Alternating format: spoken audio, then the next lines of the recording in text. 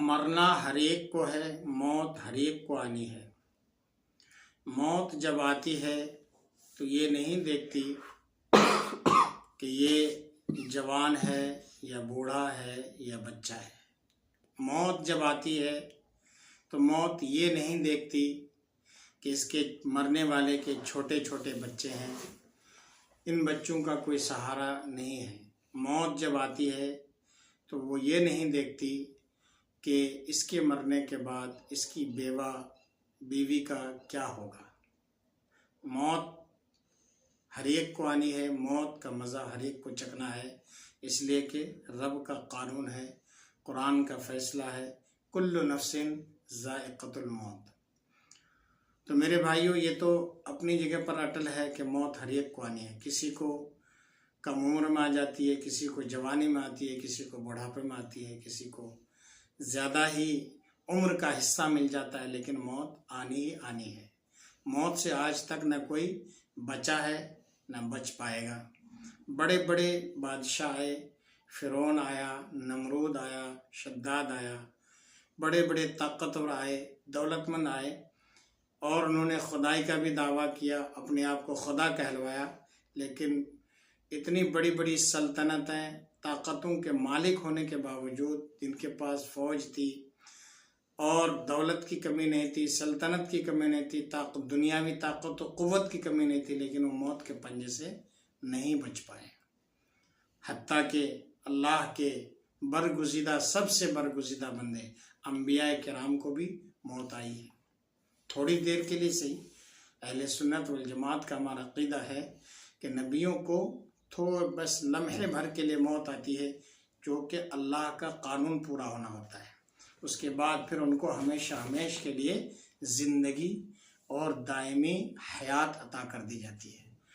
کہنے کا، گفتگو کا مقصد اور خلاصہ یہ ہے کہ موت ہر ایک کو آنی ہے۔ بسا اوقات ہمارے معاشرے میں ہوتا کیا ہے کہ اگر کسی نوجوان کی موت ہوتی ہے اور اس کے چھوٹے چھوٹے بچے ہوتے ہیں تو پڑوس والے بھی یا اس کے رشتہ دار بھی کبھی کبھار، اور اکثر و بیشتر ہوتا یہ ہے کہ مرنے والے کی جو بیوہ ہوتی ہے، اس کی بیوی جو ہوتی ہے، اس کی زبان سے چیخ و پکار اور واویلا کی حالت میں، اس یقیناً مصیبت کی وہ گھڑی ہے، اس سے انکار ہم نہیں کر پاتے، اس سے انکار نہیں کیا جا سکتا کہ اس وقت بہت بڑی مصیبت اس بیچاری کے اوپر آن پڑتی ہے، لیکن ایسی حالت میں صبر کا دامن تھامے بغیر کوئی گزارا بھی نہیں ہے۔ تو ایسی حالت میں ہوتا کیا ہے کہ مرنے والے کی بیوہ یا اس کے رشتہ دار کہہ بیٹھتے ہیں، اے اللہ، تجھے ان چھوٹے چھوٹے بچوں پر بھی ترس نہیں آیا؟ نعوذ باللہ، استغفر اللہ۔ معلوم ہے یہ کیا ہے؟ یہ جملہ اس طرح سے بولنا کیا ہے؟ یہ کفریہ جملہ ہے۔ یعنی ایسا جملہ اس بولی کے بولنے کے بعد وہ بیچاری یا وہ بیچارہ جس نے بولا وہ ایمان سے خارج ہو جائے گا، مسلمان وہ نہیں رہ جائے گا، وہ کافر ہو جائے گا۔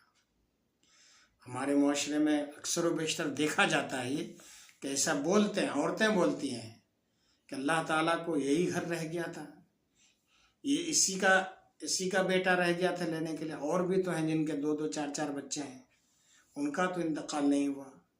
تو یہ ایک طرح سے اللہ کے اوپر اعتراض جتانا ہے۔ دیکھیے، ہم کسی چیز کے مالک و مختار نہیں، یہ زمین، آسمان، چاند، سورج، یہ گھر، یہ جتنی زمین جائیداد جو کچھ ہے، یہ اللہ ہی کا دیا ہوا ہے، وہ جب چاہے وہ لے سکتا ہے۔ ہماری اولاد بھی اسی کی دی ہوئی ہے، ہمارے بچے اسی کے دیے ہوئے ہیں، ماں باپ ایک انمول نعمت ہے، اسی کے دیے ہوئے ہیں۔ تو اس طرح سے بولنے سے اللہ پر اعتراض کرنا ہوا، اور اللہ پر اعتراض کرنے سے ایمان باقی نہیں، ایمان رخصت ہو جاتا ہے۔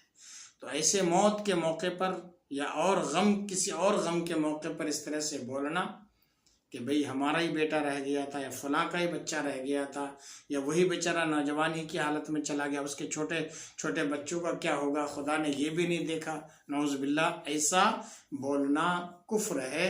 یعنی جس نے ایسا بولا، اگر اس نے بولا ہے تو وہ اب مومن اور مسلمان نہیں رہ گیا ہے۔ اگر شادی شدہ ہے تو اس کی بیوی اس کے نکاح سے، اگر مرد نے بولا تو اس کی بیوی اس کے نکاح سے نکل جائے گی، عورت نے بولا تو وہ مومنہ نہیں رہ جائے گی، اس کا ایمان ختم ہو جائے گا، وہ کافرہ ہو جائے گی۔ اب السنو توبہ کرنے کے بعد، پچھلے اس گناہ سے، اس کفریہ جملے سے توبہ کرنے کے بعد اس کو کلمہ پڑھنا ہوگا اور اسلام میں داخل ہونا ہوگا۔ اللہ تعالیٰ سے دعا ہے اللہ تعالیٰ ہم سب کو ایمان پر فرمائے، آمین ثم آمین۔ وہیں پہ